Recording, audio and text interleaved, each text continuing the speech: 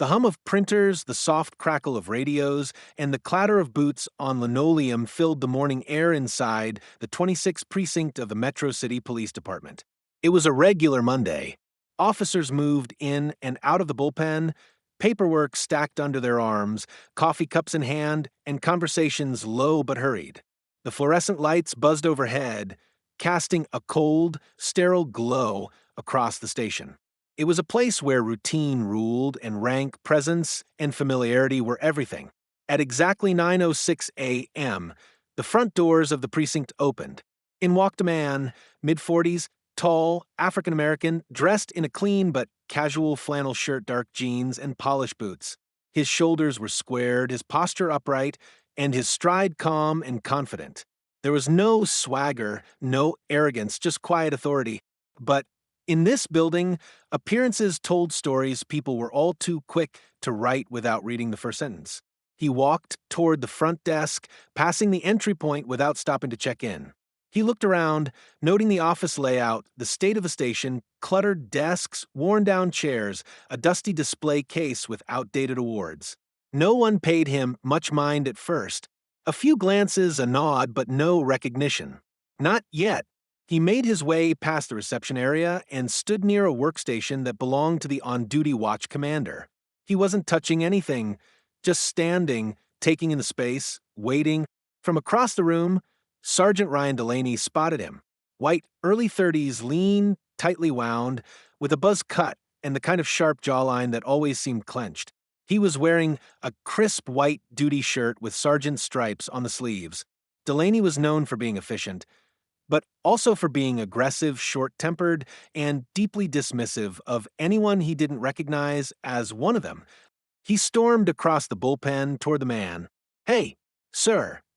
Delaney barked, voice raised before he even reached him. "You can't be back here. That's restricted. Didn't you see the signs?" The man turned calmly to face him.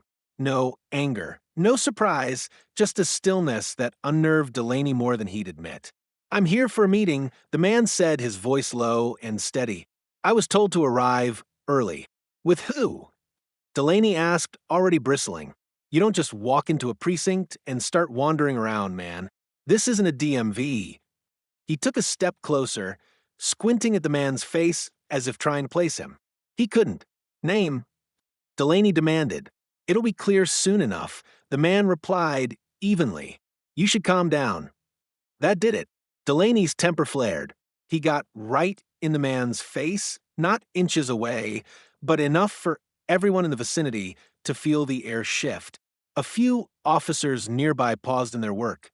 One of them, Officer Elena Ramirez, who was newer to the force but sharp as a tack, glanced up from her paperwork. She froze mid-sentence. "Listen," Delaney snapped, his voice rising.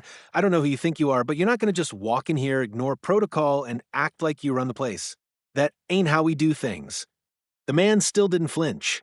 "Maybe it should be," he said quietly. "Oh, so now you're going to teach me how this department runs?"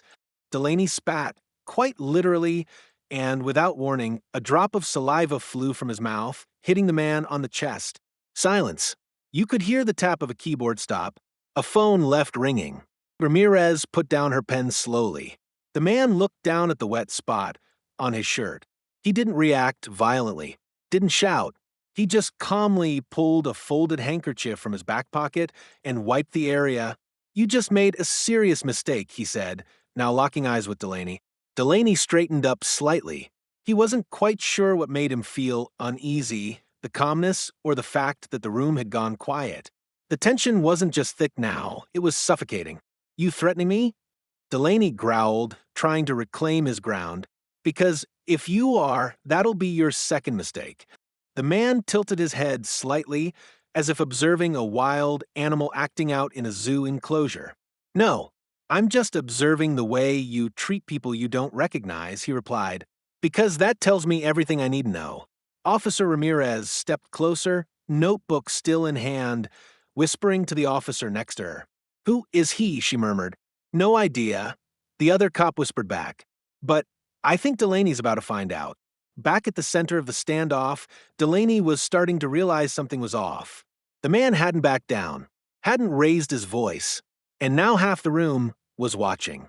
Still, Delaney didn't stand down. Years of unchecked behavior had trained him to double down instead of back up. "Get out, now," he said, voice low but firm, "before I escort you out myself." The man looked at him for another beat. Then, slowly, he reached into his back pocket. Delaney's hand instinctively dropped to his holster.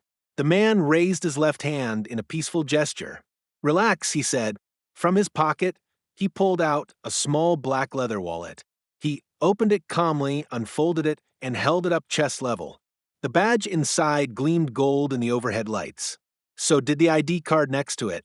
Name: Chief Marcus J. Bennett. Title: Chief of Police, Metro City Police Department. Effective. Today's date. Gasps rippled quietly through the room. Delaney's face went ghost white.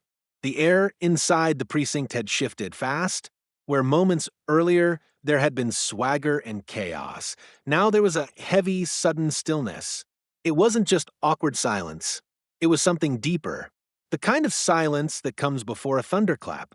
The kind that made grown officers sit a little straighter, whisper a little quieter, and suddenly remember their badge numbers.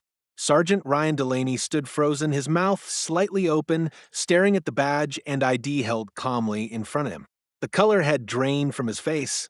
His shoulders, once puffed up with authority, now hung heavy, like the weight of his mistake was settling across his back all at once. The man, now revealed to be Chief Marcus J. Bennett, the new head of the Metro City Police Department, remained perfectly composed. He didn't gloat. He didn't smirk. He didn't need to. His calm was louder than any shouting Delaney had done moments before. "See, Chief," Delaney stammered, the word catching in his throat like a dry cough. You're the new chief?" Chief Bennett slowly folded the leather badge wallet and slid it back into his back pocket. He adjusted the cuff of his shirt, gave a quick glance around the room, and then looked Delaney directly in the eye. "As of 8 a.m. this morning," he said plainly, "which makes this my first impression of your command presence, Sergeant." Delaney tried to salvage his composure, straightening his tie and clearing his throat. He gave a weak, forced smile, the kind a student gives when they know they've been caught cheating on a final exam. Sir, I wasn't aware you came in plain clothes, so you assumed," Chief Bennett interrupted, not harshly, but with the kind of firmness that stopped a room in its tracks. "You assumed I didn't belong. You assumed I was a problem to be removed." His voice was measured, never rising. That made it worse. Around the bullpen, no one was moving. Papers were left half-filled, radios ignored. Even the phones that rang occasionally at the front desk were left unanswered. Everyone was watching this unfold. Officer Elena Ramirez stood just a few feet away now. She looked between Delaney and Chief Bennett, unsure if she should step in, say something, or just wait for the floor to swallow the sergeant whole. Her respect for the man in flannel was growing by the second. Chief Bennett continued, "Tell me, Sergeant Delaney, if I had been an actual civilian, maybe someone reporting a crime, how would that interaction have ended?" Delaney opened his mouth, but no words came out. "If I hadn't said anything," the chief said, "if I'd just turned and walked out, would you have reported that you handled another noncompliant suspect?" Delaney's eyes flicked toward the other officers. He could feel their judgment now, the ones who once laughed at his jokes, who nodded along when he barked at interns. They weren't laughing now. Ramirez took a small step forward and cleared her throat. "Chief, I'd like to apologize on behalf of the watch team. We had no notice you were arriving in plain clothes." "That's exactly why I did it," Chief Bennett replied, turning slightly toward her. His tone softened.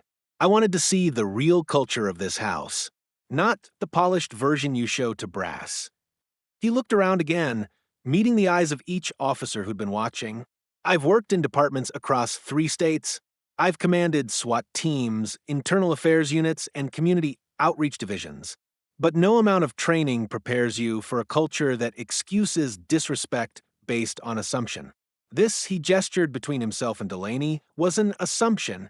Delaney took a breath, now visibly sweating. The smugness from earlier had completely evaporated. "Chief Bennett," he said carefully, "I accept full responsibility. It won't happen again." Bennett nodded slowly. No, it won't. He didn't need to yell, didn't need to throw weight around. His authority came from presence, from control, from being the only man in the room who didn't need to prove anything. Delaney stepped back, finally giving Chief Bennett the space he never should have invaded in the first place. Report to Internal Affairs by 2 p.m., Bennett added quietly. They'll want your statement on the incident. Don't be late.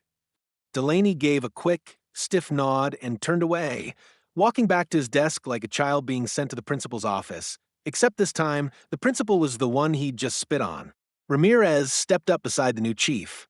Sir, if there's anything you need from me, I saw how you responded. Professional, observant, neutral until necessary. That's all I need right now. She nodded, a little stunned. The new chief had remembered her, not just her name, but her behavior. She stood a little taller after that. Chief Bennett walked over to the center of the bullpen and turned to face the room. This department is about to change, he said, his voice carrying across the silence. We can be better than this. We will be better than this. But it starts with accountability from top to bottom. He let that hang in the air. A few heads nodded, Ramirez among them. A few older officers avoided his gaze. Dismissed, he said quietly and walked toward the command office. As he passed Ramirez, he gave her a subtle nod of thanks. As he passed Delaney's desk, he didn't even look in his direction. He didn't have to. Chief Marcus Bennett's boots echoed across the tile as he moved through the inner hall of the 26th precinct. With every step, the tone of the building seemed to shift, whispers hushed, side eyes darted, and officers pulled themselves out of slouching positions. Word was spreading. He hadn't even been on site for a full hour, and already everyone knew what had happened with Delaney in the bullpen. The man in flannel? That wasn't just some outsider. That was Chief Bennett. And Sergeant Delaney had spit on him. Literally. Inside the break room, a few officers stood with coffee in hand, speaking in hushed voices. Did you see the look on Delaney's face? One said. He turned white as a ghost. I thought he was going to pull his weapon at one point. And the chief? Man didn't even blink. I've never seen someone stay that calm. In the back offices, Lieutenant Harris, a seasoned officer in his late 50s with decades on the force, leaned back in his chair, reading the department-wide memo that had just hit his inbox. Subject line, New Chief of Police Marcus J. Bennett, effective immediately. Beneath it was a short bio, 25 years in law enforcement. Former commander of Oakland PD's Professional Standards Division. National Task Force on Police Reform Advisor. Recipient of the Presidential Medal of Public Service. Harris let out a slow whistle. This wasn't just some politically appointed figurehead. Bennett was the real deal. Meanwhile, Delaney sat at his desk like a man waiting on a sentence. His face was red. His eyes scanned the room, but no one met his gaze. He fidgeted with a pen, clicked it repeatedly, then set it down and wiped his palms on his thighs. He could still feel it, not the spit, but the shame. It had settled into his bones. He'd spent years walking this precinct like he owned it, barking orders, puffing out his chest, treating junior officers like kids and suspects like burdens. And now, one moment, one mistake, one man he underestimated, and the foundation he stood on was cracking. At exactly 10:17 a.m., the overhead speaker buzzed to life. Attention all staff. Briefing room A, mandatory attendance. 10 minutes. Delaney flinched. So did several others. 10 minutes later, the briefing room was full. Rows of uniformed officers, detectives in plain clothes, administrative staff, all seated, back straight, eyes forward. When Chief Bennett entered the room, you could have heard a pin drop. He wasn't in the flannel shirt anymore. He now wore the full dress uniform, dark navy with gold trim, the Metro City PD chief's badge shining on his chest, for service bars on his sleeve, and a calm but assertive expression. He stood behind the podium at the front of the room. No fanfare. No introduction. Just presence. Good morning, he said. His voice was calm, but filled the room. My name is Chief Marcus Bennett. Some of you already met me this morning. Some of you really met me this morning. A few chuckles bubbled nervously, mostly from the back rows. Bennett didn't smile.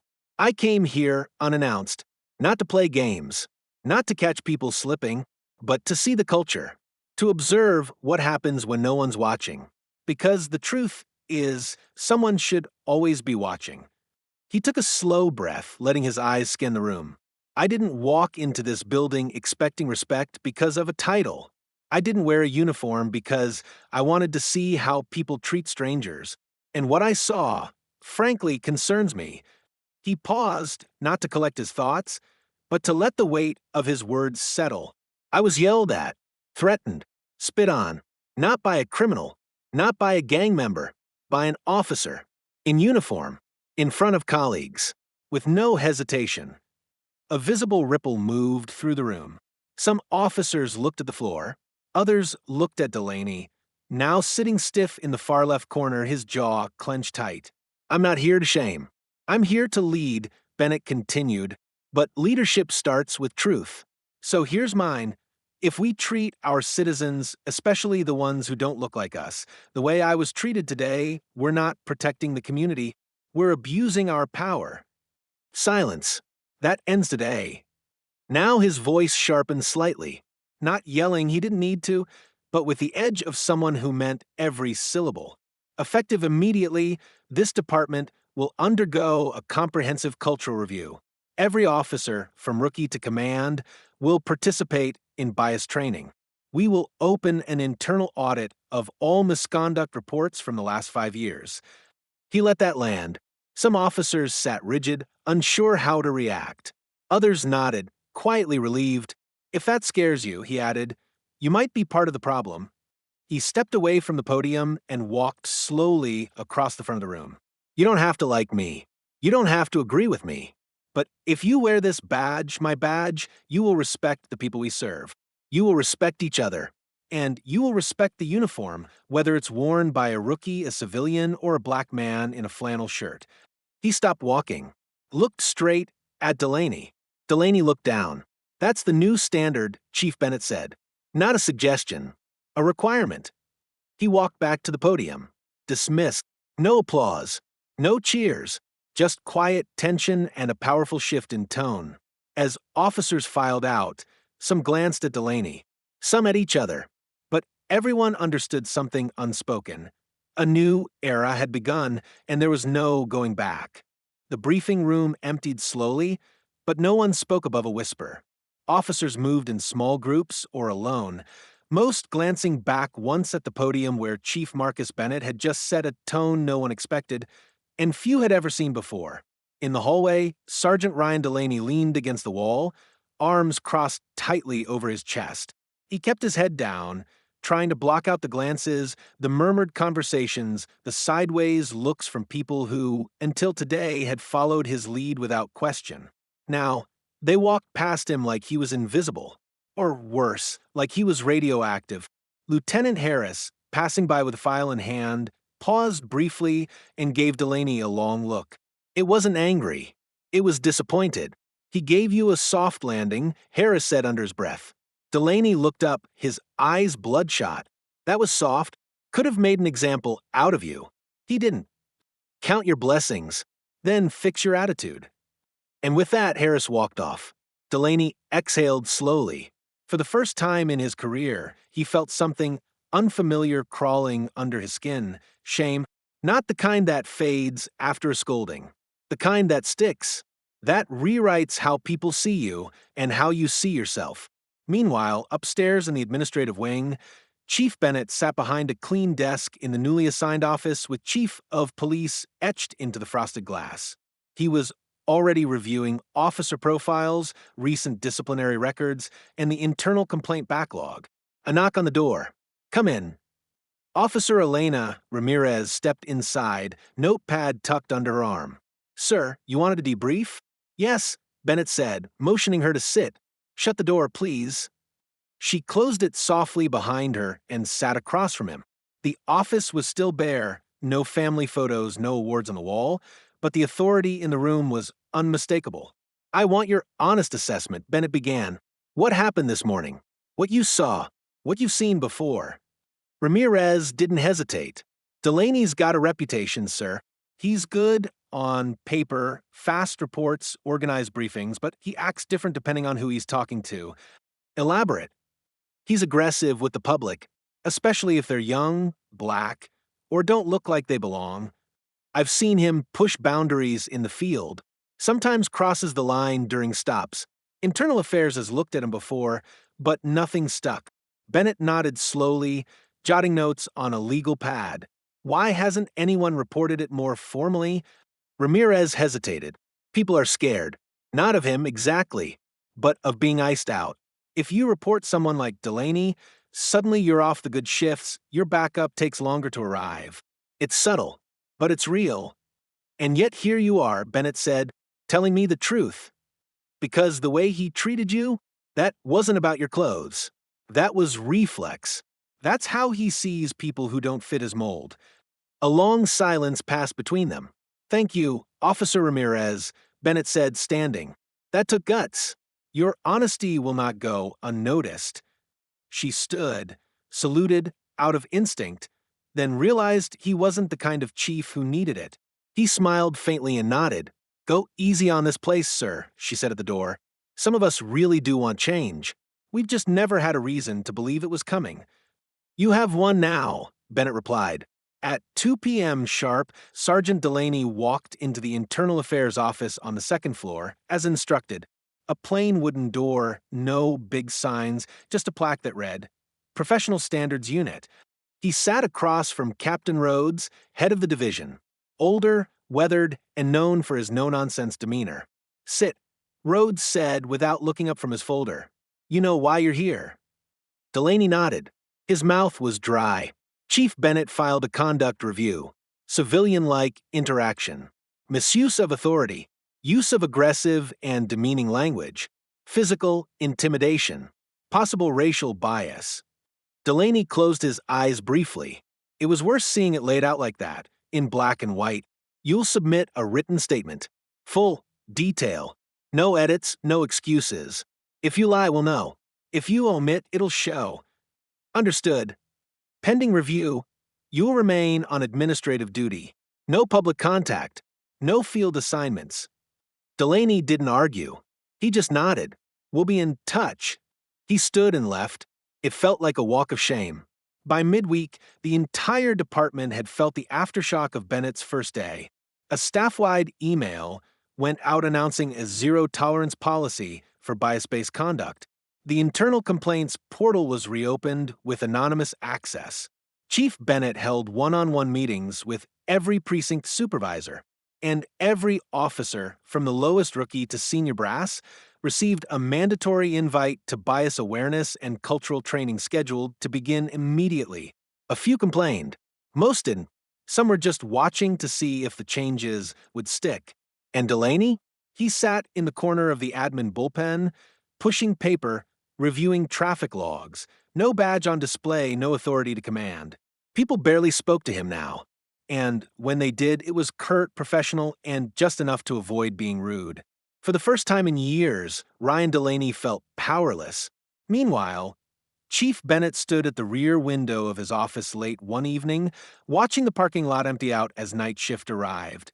He had inherited a department full of scars, some visible, most hidden, but he didn't come here to blend in.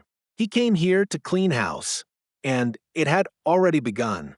3 months later, the Metro City Police Department felt like a different place, not in its structure, not in its budget, not in the color of its walls, but in the way people moved inside it. There was a shift in the air, subtle at first, but now unmistakable. Uniforms looked crisper. Conversations were more respectful. Junior officers weren't afraid to speak, and civilians no longer avoided the front doors. People felt like they had a voice. And at the heart of it all was Chief Marcus J. Bennett. He didn't just change the rules. He lived them. Every Friday he walked the beat alongside officers. No press, no PR team, just him and the street. He spoke to store owners, shook hands with teenagers, listened to grandmothers outside their apartments. He showed up. When officers made good arrests, he praised them publicly. When misconduct occurred, and it still did, because change takes time, He addressed it swiftly, transparently, and without sugarcoating. The message was clear. There is no room in this department for fear-based authority, racism, or ego. There is only room for service, for honor, for growth. Sergeant Delaney hadn't worn his badge on patrol since the incident. After his internal review, he was given a second chance, a controversial decision, but one Chief Bennett made with purpose. If I want change, I have to believe people can change, he'd told the oversight board. Delaney now worked in the community outreach unit by choice. At first, it was humiliating. Tables at public events, conflict resolution training, teaching high schoolers about de-escalation. But over time, something happened. He started listening more than he talked. He saw the people behind the complaints. He watched black kids laugh with the same nervous energy he used to treat as suspicious. And maybe for the first time in his career, Delaney started to understand what policing could be. He didn't speak much to Bennett these days, not out of resentment, but because he was still learning how to rebuild himself in the space the chief had created. But one afternoon, while cleaning up after a community cookout in Westview, a neighborhood once known for hostility toward officers, a young boy approached him. "Are you a real cop?" Delaney nodded. "You look like one," the boy said, "but you don't act like the ones from before." Delaney didn't know what to say. He just smiled. And for the first time in a long time, it felt real. Elsewhere, Officer Elena Ramirez had just passed her sergeant's exam. Chief Bennett had written a letter of recommendation that she hadn't even asked for. Leadership, he wrote, isn't about titles. It's about character under pressure. Officer Ramirez showed that from day one. When she was pinned with her new stripes, the entire room applauded, not out of formality, but from genuine respect.